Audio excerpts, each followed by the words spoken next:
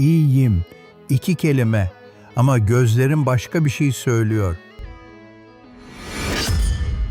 Bu tanıdık mı?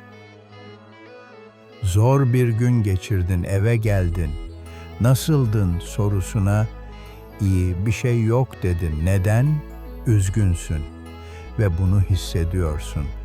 Ama göstermek, güçsüz görünmek gibi hissettiriyor. Bu neden? Başkasına yardıma koşuyorsun hemen. Ama sen yardım istemiyorsun. Bu asimetri tanıdık mı?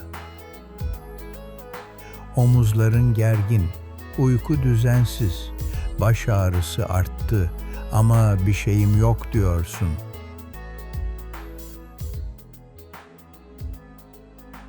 Bu video zayıflık hakkında değil, gerçek güç hakkında. Devam et. Erkekler ağlamaz. Kaç kez duydun bunu ve kaç kez içinde bir şey kapandı o anda? İşte ailede, ilişkide hep güçlü olmak zorundasın. Bu baskı nereden geliyor ve ne kadara mal oluyor? O maske çok erken takıldı, bir şekilde öğrenildi ve şimdi o kadar alışkın oldun ki maskesiz nasıl olunur bilmiyorsun. Duyguları bastırmak enerji ister, kronik olarak ve zaman içinde içi boşluk hissine dönüşür. Kendi çözersin her zaman. Ama bazen tek başına çözmek, yük taşımak demek. Ve o yük birikir. Gerçek güç maskeni taşımak değil, gerçek güç, maskesiz durmayı öğrenmek demek. Ne hissediyorsun? Stresli, yorgun, sinirli. Bunların ötesinde kelimeler var ama kimse öğretmedi. Erkeklere izin verilen duygu çoğunlukla öfkedir. Üzüntü geldiğinde öfkeye dönüşür. Bu öğrenilmiş. Anlamıyorsun dedin. Ama aslında anlatamıyorsun. Ve bu fark çok büyük. Duygusal dil doğuştan gelmiyor. Öğrenilmiyor ama öğrenilebilir. Ve öğrenmek güçsüzlük değil. Araştırmalar net. Erkekler ruh sağlığı yardımı daha az arıyor. Ama ihtiyaç daha az değil. Bir şeyi paylaştığında ilişkin zayıflamadı, güçlendi. Bu paradoks ama bu gerçek. Leyla sana ulaşmak istiyor ve sen oradasın. Ama bir yerde, ulaşılamaz bir yerde duruyorsun. Aynı odadasınız. Ama aranızda bir mesafe var. Bu mesafeyi yaratan şey, duygusal kapatma. Konuşmak istiyorum. Bu cümleyi duyunca içinde ne hissediyorsun? Çoğu erkek için bir kapı kapanıyor. Leyla bir şey paylaşıyor ve sen yardım etmek istiyorsun. Ama ne diyeceğini bilmiyorsun. Bu da öğrenilebilir. Bir kez gerçekten açıldığında ne olduğunu gördün mü? Karşında biri var ve sen de varsın. Bu yeterli. Duygusal iletişim bir yetenek değil, bir beceri ve her beceri gibi zamanla öğrenilir. Baban duygularını ifade eder miydi? Ağladığını gördün mü? Çoğu oğul hayır diyecek. Ve bu aktarıldı. Güçlü ol, ağlama, şikayet etme. Bu kodlar ödüllendirildi. Bunların tersi cezalandırıldı. Acıyı göstermemek sporda öğrenildi ve aynı öğrenme duygulara da taşındı. Arkadaşlarınla gülersin, beraber vakit geçirirsin. Ama kötüyüm diyebilir misin onlara hiç? Bu sende başlamadı, sana aktarıldı. Suç değil, bir örüntü.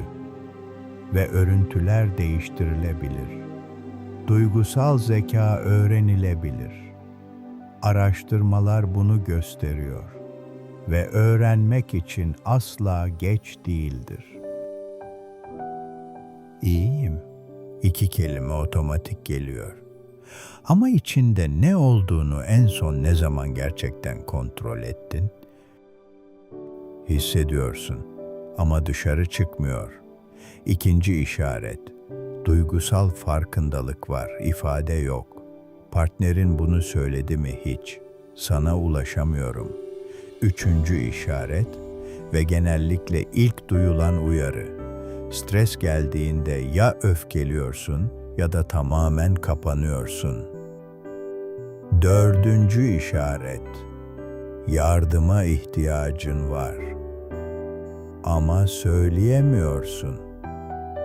Beşinci işaret. Bu çok yaygın ve çok gerçek.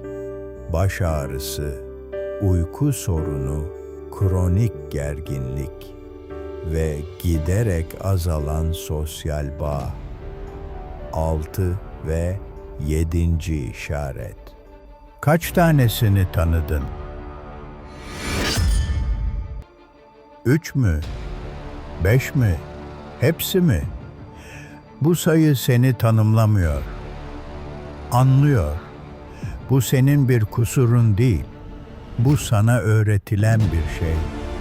Ve öğretilen, öğrenilmemiş olabilir. Yardım istemek zayıflık değil.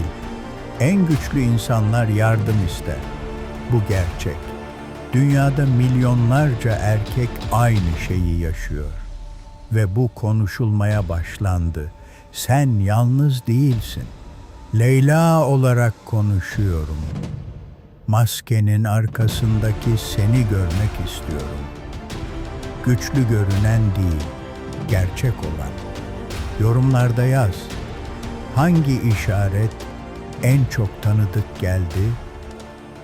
Yalnız değilsin. Altında binlerce cevap var. 1. adım. Her sabah 30 saniye. Gerçekten nasılım? Cevabı aramak. Bu kadar.